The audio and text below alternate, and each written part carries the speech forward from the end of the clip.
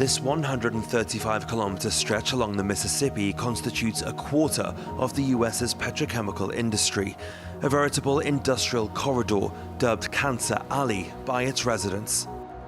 Way over 20 years it's been called Cancer Alley because people are constantly dying from breast cancer, lung cancer, liver cancer, kidney failure, coming from all of the emissions that we are breathing. Our air is toxic here in Louisiana.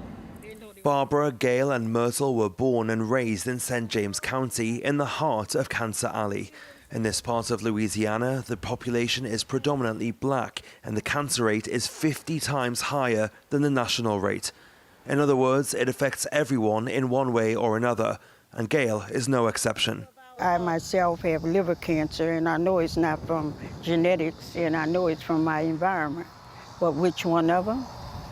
I live right by Kaiser or Atlantic Aluminum, and they're putting out bauxite and they're putting out mercury. To protect their community and prevent new plants from opening, the three women decided to create their own organization. The metal roof that's looking green over there, that's my house. That's how close we are to this plant that is Nucor. And we do not have a buffer zone. A buffer zone is supposed to determine a safe distance between industry and housing so that gases emitted have time to dilute. It's up to local elected officials to decide whether or not to implement it, but it was never voted on for St. James County.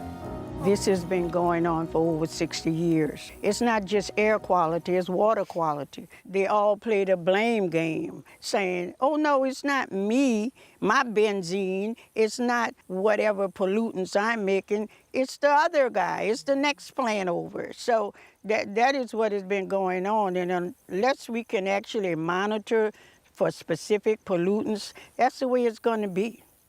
The activists of Inclusive Louisiana have succeeded in blocking the setup of 3 plants in the region, but are alone in their struggle. At the start of 2023, the Environmental Protection Agency opened an environmental racism investigation, but dropped it just months later. Who's supposed to be protecting us, they've stepped back from it, and so they're not doing what they're supposed to do as well. So we're disappointed in them. We're disappointed in our federal government, our state government, and our local government. In Louisiana, communities of color are exposed to harmful pollutants 7 to 21 times more than white communities. This disparity can be explained in part by their precarious situation, but also by the region's history. Almost all or all of these industrial sites that are next to the river are on former plantations at one time or another.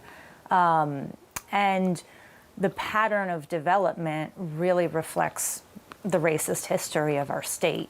So, for example, in St. Charles Parish, there's a large petrochemical storage facility called IMTT, and it was constructed immediately adjacent to what was called a free town with no buffer, no setback at all. So the legacy of that, racist decision-making continues today, right? Because these facilities are in the same place, built on top of the same communities. So why don't states and counties do something to protect their citizens? I see bias in the decisions that the State Department of Environmental Quality makes. So that department is responsible with issuing permits for these plants to be constructed and to operate. And again, we see the state cherry-picking data or using data inappropriately. Black communities aren't the only ones affected by the petrochemical industry in Louisiana. A little further south, indigenous populations are also suffering the consequences of this industrial pollution, which is destroying the bayous. This is another rig right here coming up. This will be drilling for oil. And the byproducts that can't be used to sell will be coming to my community. Clarice Frelau is a member of the 1,000-year-old Huma tribe. They live in the bayou and depend on fishing for their livelihood. All these people who live on the low-lying bayous, like Pontchartrain, used to be Algene Charles, Dulac, Montague, they all live off the water. Crab, shrimp, oyster.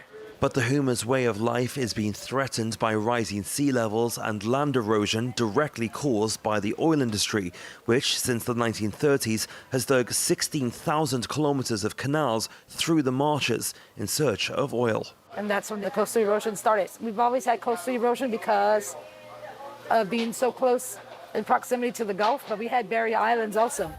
These barrier islands were completely destroyed in 2010 when the BP Deepwater Horizon oil rig exploded, generating the biggest oil spill in the history of offshore drilling. And wherever the oil landed on these marsh grass, the marsh grass off of our lakes and bayous, that land is gone.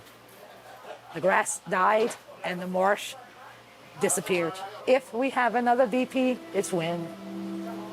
We're all aware of that. Over the past 60 years, water has covered 90% of Pointe-aux-Chênes. It's sad to see. It's a disappearing coast. This is our culture. This is who we are. This is our heritage. These are our bayous.